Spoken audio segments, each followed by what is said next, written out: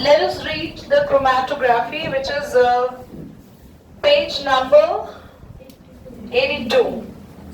Paper chromatography. Everybody, have you ever observed what happens when a drop of water falls on something written on the sketch pen? Yeah. Have you ever seen that? You have written by a gel pen and the water drop falls off. Yes, Kush will explain. क्या होता है जब हमने लिखा है कहीं और वहां पानी की कुछ बूंदे गिर जाए? दीदी हमने कभी कुछ लिखा ही नहीं, किसी को पता है क्या होगा अबे? हाँ, फेड हो जाता है। नहीं नहीं यार, क्या आपने कॉमन नहीं सुना? ऐसे बोलते हैं कि इंक फैल गई क्योंकि पानी गिर गया। जल्दी आके बैठी लास्ट में फटाफट। तो जो इंक है वो फैल जाती है। ऐसे ही अगर जो पेपर क्रोमेटोग्राफी है उसमें हम पेपर को रखते हैं और हम paper chromatography technique specially colours को सेपरेट करने के लिए यूज करते हैं। फॉर एग्जाम्पल, हमने फ्लावर लिया एक, उसके पेटल्स लिए, पंखुड़िया, रिया अपना पढ़ो। हमने फ्लावर्स लिया, we are taking the petals and we are actually boiling the petals. आप सब घर पे ना रोजेस का बड़ा अच्छा सीजन चला हुआ है, सभी के घर में बहुत सारे रोजेस आ रहे होंगे, है ना? How many of you have rose plants and actually are getting lot of roses? I am also raising my hands. So there are number of roses you are getting it daily by a rose plant. So what you do is take out the rose flowers and take out all the petals, and you can also do that yes or no, so that you can get the answer. So the petals are there in your hand and you just take very little water in a saucepan. Saucepan is, what is saucepan? चाय बनाने का भगोना, भगोनी, whatever you use, that is the saucepan. So you have to take a very little of water in there, add all the petals, kindly heat it, let it be boiled, and you just observe the water turns pink. It get all the colors of the rose. Okay? Have you ever done this? बचपन में ना वो गरम वाला काम नहीं किया, पर ऐसे पत्तों वगैरह को लेके हमने रफली अपने किचन सेट में लड़कियों ने खाना जरूर बनाया है। करा है ना? पॉज करना एक बार। पहले एक बात को ध्यान से सुनो।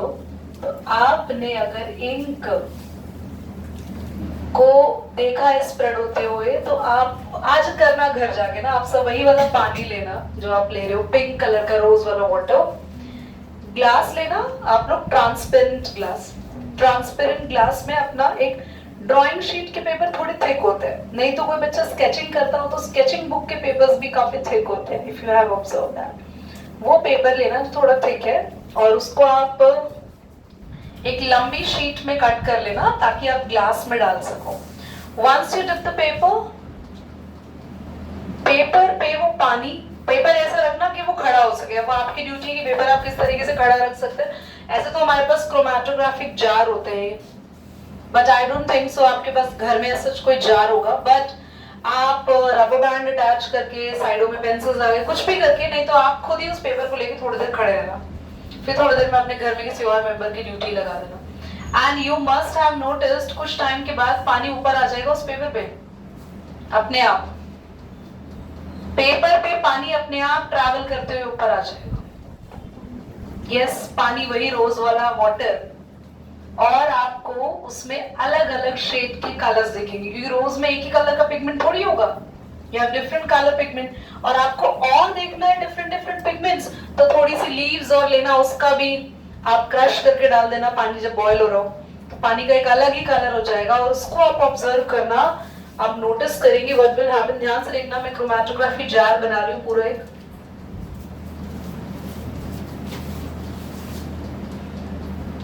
पेपर में एक लाइन डाल देना, बीच में से डॉट डालते हैं, ये आपका जार है, यहीं तक आपको पानी रखना है जहां आपने लाइन डाली है पेपर पे। आफ्टर सम टाइम आप क्या नोटिस करेंगे,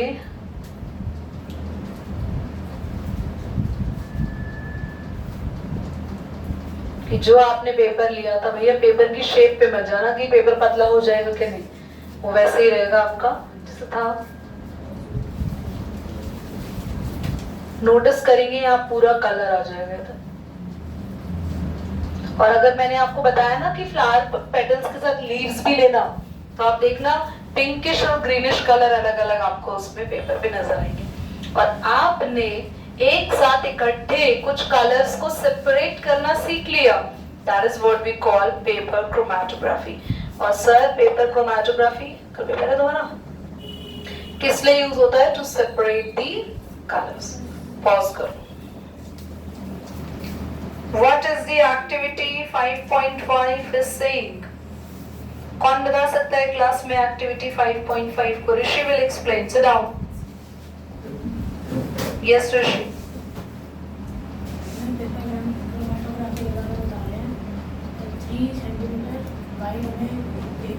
Very good. हमें 3 सेंटीमीटर वाइड एक पेपर लेना है जिसका नाम है क्रोमैटोग्राफिक पेपर। यस, आगे। ओके। ग्लास जार में डालना है और नीचे से 2 सेंटीमीटर ऊपर पेंसिल या पेन से मार्क करनी है। Very good. फिर उस लाइन तक हमें पानी डालना है उसमें, फिर हमें उसे कुछ देर के लिए छोड़ देना है। ओके। कुछ देर बाद हमें उसे देखना है और उसमें इंक की वजह से कलर्स स्प्रेड हो जाएंगे। कलर स्प्रेड हो जाएंगे। Very good. और लास्ट लाइन लिखी ना, as the water rises in the ink start separate. Sit down बेटा। और डिफरेंट कलर्स की हमें इंक यहाँ पर मिलेगी। Is that clear? सबको समझ में आया? तो आप सभी के पास क्रोमैटोग्राफी आएगा तो एग्जाम में आप कर देंगे। What you need to do, first step you have to take a paper 3 centimetre या 2 सेंटीमीटर वाइड होना चाहिए, इससे छोटा नहीं होना चाहिए। पेपर के लास्ट में हम 2 सेंटीमीटर पर एक पॉइंट लगाएंगे, वहां लाइन डालेंगे और पेपर को हम रखेंगे किसी भी ऐसे मिक्सचर में जिसमें हम कलर्स को सेपरेट करना चाहते हो। ठीक है? पॉज एंड पॉन्डर पे एक बार आप देख लेंगे सभी बच्चे। State whether the following statement true and false. Salt can be separated from salt solution by evaporation और डिस्टिलेशन। दोनों में से किससे भी हो सकता है? Yes, true. Distillation can be used for separating the two liquid even when they have the same boiling point. No, क्योंकि हम लोग डिस्टिलेशन में उन लिक्विड्स को सेपरेट करते हैं। पहली बात, वो लिक्विड कैसे होते हैं? मिक्सेबल, मिक्स हो सकते हैं। और दूसरी बात, उनके बॉइलिंग पॉइंट्स कैसे होते हैं? डिफरेंट, सेम नहीं होते। In paper chromatography solvent level should be above the sample spot at the beginning in the experiment. No, उस सैंपल स्पॉट से ऊपर नहीं होना चाहिए। देखो उसमें लिखा है क्या? प्लेस द सेकंड पॉइंट लिखना ऊपर activity, place the paper strip with the spot container. ठीक है? Fifth, observe the paper as the water rises through the paper. यहाँ नहीं, ठीक है?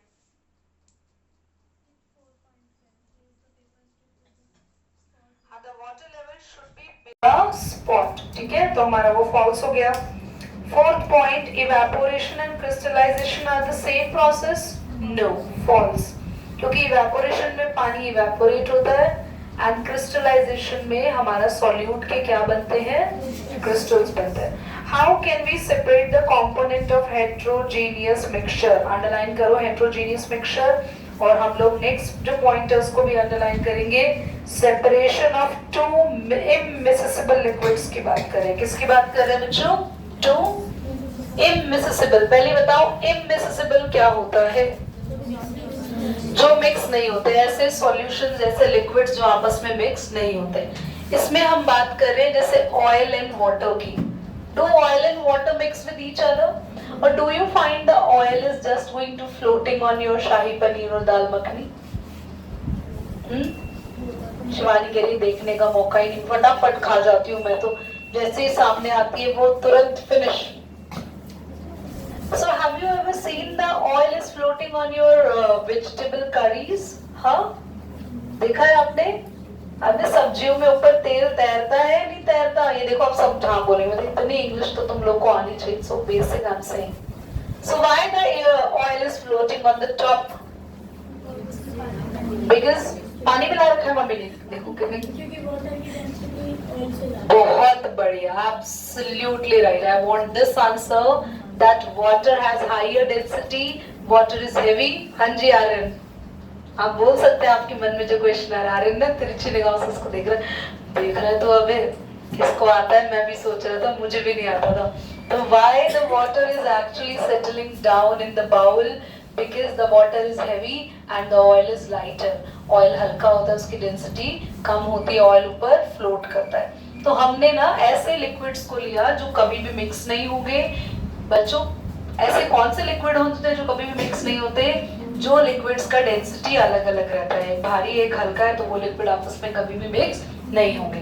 तो उनको सेपरेट करने के लिए we have a first technique, that is separating funnel. क्या है बच्चा? सेपरेटिंग फनल आप सबके सामने बुक में भी एक डायग्राम बना हुआ है, काफी क्लियर बना हुआ है। If you can see that एक सेपरेटिंग फनल है, और आप देखेंगे इस तरीके से ये एक सेपरेटिंग फनल होता है बच्चों, एंड हमारे पास एक नोजल होता है। बच्चों, सेपरेटिंग फनल जो है मैंने थोड़ी थिक बना दी है, इसका मतलब ऐसी, ये ऐसी बुक में तुम्हारी पोलियोग्रस्त सेपरेटिंग फनल बना रखी है। अच्छा, सभी लोग सेपरेटिंग फनल वाला पैराग्राफ पढ़ो। बैक ओके क्लास, तो ये जो हमारी फनल बनाई है हमने सेपरेटिंग, बिल्कुल तंदुरुस्त सेपरेटिंग फनल हमने बनाई है। We are taking actually the oil and water in that. अच्छा, एक सेकंड के लिए ना, एक सेकंड के लिए इसको पॉज कर दो। मन्नत, तो आप देखेंगे हमने ऑयल एंड वाटर लिया, तो ऑयल के ऊपर एक लेयर आ जाएगी ऐसे, ऑयल ऊपर, और आप नोटिस करेंगे जो आपका वाटर है वो कहाँ होगा? बहुत इजी है, इसको ना आप ऑन करेंगे नॉब को, नीचे आप अपना बीकर लगा दो, और आप उस बीकर में कलेक्ट कर लो सारा वाटर, और जैसे लगेगा ऑयल आने वाला है, नॉब बंद कर दो। दीदी थोड़ा सा पानी ऊपर रह गया तो भैया वो थोड़ा सा वेस्ट कर देना, फिर मिक्स जो आएगा वो सारा क्या आएगा? ऑयल। Getting it? स्लैब में कितने बच्चों ने देखा separating funnel? Very nice. If you see in your lab, then your school must be actually doing very good efforts for you. So I'm reading the activity. Pour a mixture of 5 ml mustard oil and the 20 ml of water. बच्चों, ये ऐसा नहीं होगा हम इसमें पानी डाल रहे हैं और ऑयल डाल रहे हैं, नहीं, हमने ऑयल और पानी का मिक्सचर डाला। थोड़ी देर तक सेपरेटिंग फनल को हिलाना नहीं है, ऐसे ही रहने देना है, और आप नोटिस करेंगे अपने आप पानी नीचे और ऑयल अपने आप ऊपर आ जाएगा। Okay, let it stand undisturbed. What do you observe? You will see the formation of the two separate layers of mustard oil and the water. The yellow colored mustard oil forms the upper layer and the water forms the lower layer. Can you explain why? हमने बता दिया क्यों upper layer mustard oil होगा, lower layer water होगी, because water is having higher density. Water is quite heavier liquid. That's why water is there at the bottom, and the oil is Yash. Oil is for Champi. Oil is lighter liquid. It is having low density. आगे, open the stopcock. Stopcock किसी को बोल रहे class? This is the stopcock. Once you open it, yeah, slowly collect the lower layer. Slowly, ये नहीं कि नल चला देना बिल्कुल, ये नहीं मयूर जगह ये तुम्हारे घर का, ऑन कर दिया पूरा पानी गिरा दिया एक साथ, नहीं। So slowly you are collecting the lower layer and close the stopcock when the water is almost fully drained. पूरा का पूरा पानी आप collect कर लो. Collect the next small portion that may contain both the liquid. ये वही बात बोली मैंने, बोली वो छोटा सा पोर्शन जब पूरा पानी निकल जाएगा तो लास्ट में थोड़ा सा पानी और ऑयल मिक्स आएगा, तो उसको आप बाहर डिस्कार्ड कर देना, और लास्ट में जो आप कंटेन करेंगे फिर से स्टॉपकॉक ओपन करके क्या मिलेगा आपको? ये बाकी के बच्चों को कुछ नहीं मिलेगा क्या? पॉपकॉर्न खाने बैठे हैं लोग? हाँ, can you think any heterogeneous mixture of gas as one component gas as one of its component? class ऐसा कोई मिक्सचर बताओ जो heterogeneous हो, जो उसमें गैस हो, जल्दी जल्दी बोलो। स्मोक, स्मोक, स्मोक होता है। अभी पॉल्यूशन का टाइम आने वाला है, हैप्पी दिवाली। हाँ, तो आसपास क्या हो जाएगा? पॉल्यूशन। क्या वो पॉल्यूशन दिखता है? दिखता नहीं तुम्हें पॉल्यूशन? भैया इतना स्मोकी हो जाता है एटमॉस्फेयर, पूरा ऐसा लगता है फॉग जैसा हो रहा है आसपास। अच्छा स्मोक छोड़ो, हाँ स्मोक होता है। आपने वो देखा है कभी भी पुराने स्कूटर के पीछे साइलेंसर से जो धुआं निकल रहा होता है, उस धुएं में क्या है? एयर, और एयर के अंदर क्या है? Dirt particles. एयर कौन सी गैस बाहर निकलती है? Carbon monoxide. पुराने स्कूटर से, नए स्कूटर से क्या बाहर निकलती है? Carbon dioxide. पुराने वाले में कौन सी गैस थी? इसीलिए पुराने बैन हो गए, पुराने इंजन के स्कूटर्स एंड ऑल सब लोग। कार्बन मोनोऑक्साइड गैस, और उसमें बहुत सारी डर्ट क्यों निकल रही? क्योंकि जितना इंजन पुराना हो जाता है ना, तो जब पेट्रोल जलता है ना, तो जब पेट्रोल अच्छे से नहीं जल पाता उसके अंदर, तो उसमें से अनबर्न पेट्रोल, अनबर्न मतलब बिना जला पेट्रोल अपने काले रंग के धुएं वाले पार्टिकल्स निकालता है साइलेंसर से बाहर। तो वो इसका एग्जांपल हो सकता है, दैट इज स्मोक। समझ में आया? Gas particles are free to move in all the directions, so they mix easily and uniformly with the other gases. Hence, most of the mixture gases are homogeneous, such as the mixture of the hydrogen and the oxygen, which is used to make the rocket fuel, is the homogeneous. Everybody, so मुझे लग रहा है शिवम कहता है मैं तो एक अक्षर देखता हूँ, दीदी पूरा पैराग्राफ पढ़ लेती है। हाँ, हमने अपनी स्पीड को बढ़ाया है रीडिंग करके, और आप अपनी स्पीड को बढ़ा रहे हैं फोन में चैटिंग करके। So that is the difference. Now gases के होमोजेनियस मिक्सचर की बात हो रही है। हेट्रो तो मैंने बता दिया स्मोक। होमोजेनियस मिक्सचर है आपके आसपास जो आपकी एयर है। इसमें कितनी एयर दिख रही है अभी रूम के अंदर? Are you taking oxygen from the room और you are having your own cylinders with you? Cylinders? No, we are not having our own cylinders. Shivam क्या हो गया? Is anyone is taking your cylinder? Why you are getting disturb? So class, हमारे पास अपने अपने cylinder नहीं है। हम कहाँ से सांस ले रहे हैं? हवा में सांस ले रहे हैं, और हवा में क्या है? ऑक्सीजन। और कौन सी गैस आप छोड़ रहे हैं महर? Carbon dioxide. You all are releasing carbon dioxide और any other gas also in the room? Carbon dioxide ही रिलीज होती है, और साथ में कोई और चीज रिलीज कर रहे हैं आप नोजी से अपने? Water vapours. आप अपना ब्रीथ करो, कीप योर फिंगर हियर। थोड़ी देर में आप फील करेंगे आपकी फिंगर मॉइस्ट हो जाएगी, नमी आ जाएगी इसमें पानी। थोड़ी देर तक करना है, ये नहीं एक बार करके। अब रहने दो, सारे मुझे अलग ही लेवल के ड्रग्स लग रहे हैं, सबके सब बैठे। तो भाई आप लोगों के फिंगर पे जो एयर आ रही है दैट कंटेन वाटर वेपर। इसका मतलब है जो वाटर है, हाँ जी याद हो रहा है? तुम याद नहीं करोगे बेटा तो ऐसे जाने नहीं देंगे तुम्हें यहाँ से। तो वाटर वेपर जो आपके फिंगर को मॉइस्ट कर रहे हैं वो भी हवा में है, तो इतनी सारी चीजें हमें नहीं दिख रही है। तो हमारे आसपास की एयर कैसी है? जल्दी बोल दो, जल्दी बोलो, आसपास की एयर कैसी? Nandini, homogeneous, heterogeneous? Very good. On the other hand, underline देखो जो मैंने बताया था आ गया। Smoke, solid particle suspended in air. Fog, fog please, वो परफ्यूम वाला फॉग की बात नहीं हो रही है। फॉग जो कब होता है? विंटर्स में। Very good. Dust in the air. और आपको पता है सर्दियों में ही पॉल्यूशन क्यों होता है? क्योंकि ठंड में होने लगता है फॉग, और हमारे आसपास गर्मियों में रहता है स्मोक, और फॉग और स्मोक मिलके बनाते हैं smoke. That is the pollution, smoke. Are you getting my point? Sublimation बचा है अभी, सस्पेंशन, सेंट्रिफ्यूगेशन, फिर कब खत्म होगा? बहुत लेंथी है। Most of the solid mixture are heterogeneous. You can use the property of one solid to separate the mixture using the magnet. Very important paragraph है, इसको important tag करो बच्चों। अगर आपने दो solid के mixture को अलग करना है जिसमें से एक metal है, कौन सी metal है? आयरन, लोहा। तो कैसे separate करोगे? by magnetic separation। आपके घर में ना बहुत सारे, हाँ जी बच्चा, waters कहाँ पे waters? अरे अभी पढ़ेंगे, आने दो हमें उस पे भी। सबसे पहले हमने मैग्नेट ली। हमारे घर में मान लो मिट्टी है, मिट्टी में कुछ हमारे लोहे के टुकड़े रह गए, तो कैसे अलग करोगे? तो हम लोग मैग्नेट लेंगे, मैग्नेट वहां घुमा देंगे, सारे के सारे जो हमारे मेटल पीसेस हैं वो उस पे स्टिक कर जाएंगे। What if two immiscible liquid of the same density are mixed in a separating funnel? How will the layers form? तो अगर आपके पास दो immiscible liquids है जिनकी डेंसिटी सेम है, क्या वो सेपरेटिंग फनल से अलग हो जाएंगे जिनकी डेंसिटी सेम है? नो।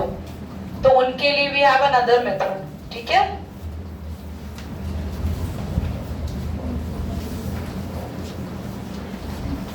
सब्लिमेशन बच्चों, सब्लिमेशन बहुत इजी है, आप सब बच्चों को आता है। सब्लिमेशन का मतलब होता है जो भी हमारे आसपास एयर है उसको ठंडा करके फिर से किस में कन्वर्ट करना, लिक्विड में कन्वर्ट करना। Can you please read the activity so that I can ask. बहुत ही इजी सी एक्टिविटी, शायद बचपन में भी तुम लोगों ने पढ़ी होगी। आपको पढ़ना है पॉइंट नंबर 1 से लेके 7 के लास्ट तक, और ये कैम्फर वाला पॉइंट है ना, कैम्फर वाला पैराग्राफ देखा, पूरा हीटिंग तक रीड करना है। ओके, सस्पेंशन सेंट्रिफिकेशन, ठीक है, पॉज कर दो बेटा। कार्तिक तुम्हें डाउट है? Get up Shivam, explain me the activity. If you can't explain the activity, then we'll give you the separate treatment.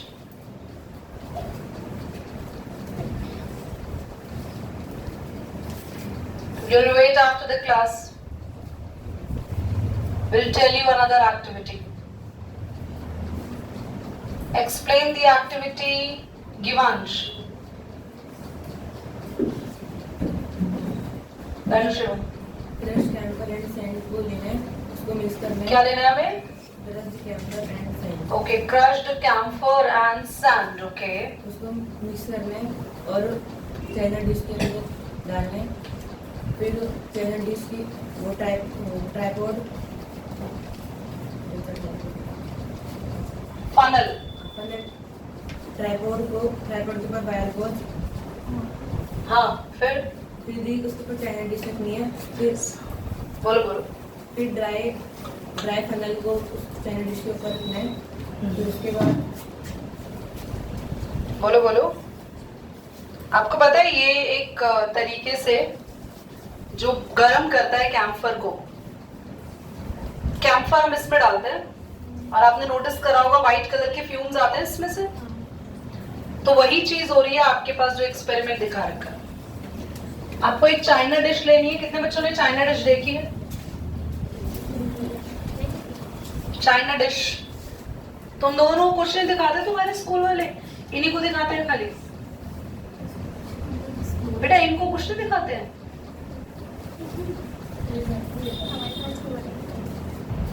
China dish ले ली है, नीचे आपको एक ट्राइपॉड स्टैंड लगाना है,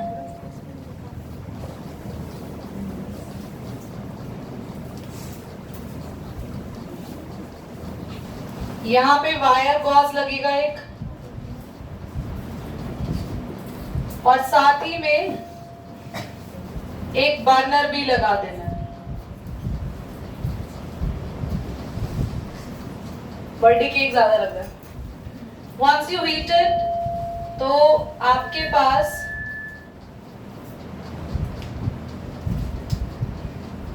ऊपर ये आपने उल्टी लगाई है फनल। कैम्फर और सैंड को हीट करेंगे तो वेपर किसके बनेंगे? कैम्फर के सारे वेपर ऊपर आ जाएंगे। जब सारे वेपर आ गए, बिल्कुल फ्यूम्स हो जाए इसमें इकट्ठे, तो इसको ऊपर से बंद करना है ताकि कैम्फर के वेपर उड़ ना जाए, और फनल को उल्टा करेंगे, कवर करते हुए इसको एक जगह ठंडा कर देंगे। हैव यू नोटिस कि वो पूरे के पूरे कैम्फर के वेपर्स कलेक्ट होके एक लिक्विड में चेंज होंगे। That is called the sublimation of camphor. और सब्लिमेशन से हमने कैम्फर को किससे सेपरेट किया? सैंड से। जितनी भी चीजें सीधा सॉलिड से गैस में चेंज होती है। जैसे कैम्फर सॉलिड है, कैम्फर देखा है? कितने बच्चों ने कैम्फर नहीं देखा वो बताओ? कितने बच्चे जिन्होंने नहीं देखा बता दो। कैम्फर नहीं देखा तो सबने देखा है। कैम्फर देखा है तो वो सॉलिड से गैस में चेंज होता है सीधा। नैप्थलीन बॉल देखिए,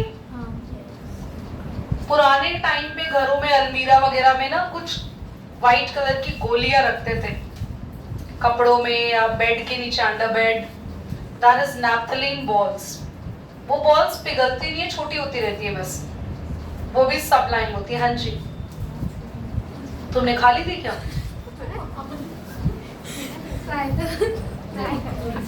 ऐसा नहीं करना है, it's dangerous, it's toxic. Ammonium chloride यहाँ पे अंडरलाइन कर लो, नीचे जरूर लिखे होंगे कौन कौन सी चीजें सब्लाइम हो सकती हैं। लिखा है?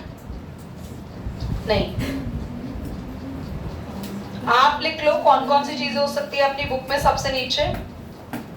Camphor, naphthalene balls, camphor, naphthalene balls, ammonium chloride,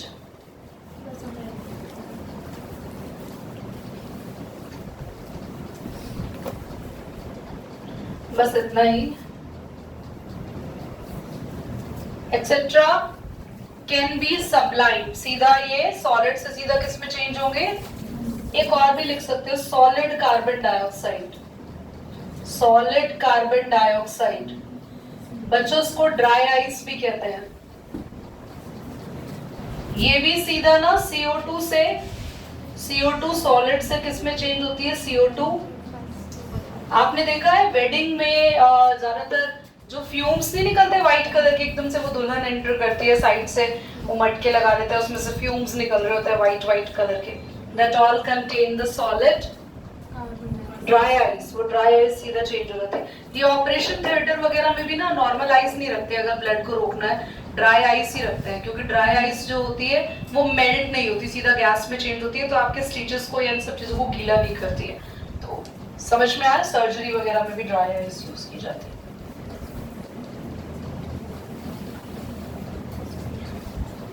देखो लिखा भी है, आप लोग देखें तो इसी पेज पर। सबसे पहले मैं कैम्फर वाला लास्ट पैराग्राफ पढ़ लेती हूँ। Camphor on heating directly into the solid state to the vapour state, solid से वेपर में चेंज होगा।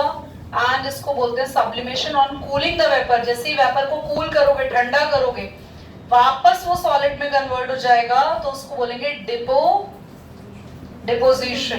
And hence the camphor sublime, वो सेपरेट हो जाएगा। You can also perform the activity with other sublime substances. देखो इन्होंने लिखा है नाम, नैप्थलीन, और similarly underline solid carbon dioxide known as dry ice, which is used for ice cream storage. बेटा ड्राई आइस यूज होती है आइसक्रीम स्टोरेज में, इसलिए आपने देखा हो कई जगह आइसक्रीम बॉक्सेस वो खुलती है तो व्हाइट कलर का वहां से भी फ्यूम्स निकलता है। सब जगह नहीं होता, कुछ जगह यूज होता है आइसक्रीम स्टोरेज में, और स्टेज शोज वगैरह में ड्राई आइस यूज करते हैं, सर्जरी में ड्राई आइस यूज करते हैं। ठीक है। Metals do not dissolve into each other at room temperature. However, when a metal is melted at high temperature, they can be mixed to form as a solution. इसके बाद हम पढ़ेंगे alloy. Alloy के बाद ये मुझे लगता नहीं है इतना ज्यादा टाइम लेगा, सस्पेंशन है, सेंट्रीफ्यूगेशन भी इजी है, शायद मेरे ख्याल से 10 मिनट में खत्म हो जाएगा। कोएगुलेशन, कोलॉइड्स, कोलॉइड्स मैंने तुम लोगों को पढ़ा रखा है। टिंडल इफेक्ट भी छोटा है, मतलब नेक्स्ट क्लास में खत्म हो ही जाएगा। बच्चों एलॉय समझ लो क्या होता है, मिक्सचर ऑफ मेटल्स। जब बहुत सारी मेटल्स को मिक्स करके एक मिक्सचर तैयार करते हैं, वी कॉल इट एलॉय। घर में जो स्टील हम यूज करते हैं वो भी एलॉय है। स्टील कोई मेटल नहीं है एक, उसमें बहुत सारी मेटल्स मिक्स होके बनी हुई है। ब्रास यूज करते हो, ब्रॉन्ज, ब्रास देखा है, सुना है ब्रास की चूड़ियां आती है, ब्रास के बैंगल्स, ज्वेलरी, ब्रास के बड़े बड़े हमारे घर फ्लावर पॉट्स आते हैं ब्रास के। आपने देखा होगा आजकल तो ट्रेंड है ना ब्रास के इन सब चीजों का, डेकोरेटिव आइटम्स का। गोल्ड ब्राउनिश गोल्डनिश कलर की दिखती है ब्रास की चीजें काइंड ऑफ, तो वो सब एलॉय है। और एलॉय क्या होता है, मेटल्स का मिक्सचर। और ये कैसा मिक्सचर होता है, होमोजीनियस। क्या आपको स्टील की प्लेट में अलग अलग मेटल्स दिखते हैं? क्यों? क्योंकि वो कैसा मिक्सचर है, homogeneous mixture. ठीक है, I'm reading. Metals do not dissolve into each other at room temperature. However, when the metals को melt करते हैं high temperature पे, they can mix to form a solution. When such hot mixture, जब इतने hot mixture को ठंडा करते हैं, it solidify, वो फिर से ठंडा हो जाता है और हमें एक single metal जैसा दिखता है। A homogeneous underlying डालो, homogeneous mixture of two or more metal, दो या दो से ज्यादा मेटल का homogeneous mixture, और मेटल एंड नॉन मेटल, कभी-कभी नॉन मेटल भी मिक्स करते हैं, उसको बोलते हैं alloy. Physical method can not be separate, इसलिए आप घर में स्टील के बर्तनों से अलग अलग मेटल आप बाहर नहीं निकाल सकते। एक बार एलॉय बन गया तो उसको सेपरेट करना बहुत मुश्किल होता है। क्यों बनाते हैं एलॉय? एलॉय इसलिए बनाते हैं क्योंकि इसमें जंग नहीं लगता। स्टेनलेस स्टील आ गया आजकल, तो घरों में स्टेनलेस स्टील के बर्तन जल्दी खराब नहीं होते, उनकी शाइन बहुत लॉन्गर टाइम तक बनी रहती है। पुराने घरों में आप देखो तो आज भी पुराने टाइम में कॉपर के बर्तन हुआ करते थे, तांबे के बर्तन लोग यूज करते थे, सिल्वर, हम लोग रॉयल फैमिलीज की बात करें so they are eating in silver and all. But धीरे धीरे चीजें चेंज होती गई और हम लोग किस पर शिफ्ट हो गए? स्टील पर।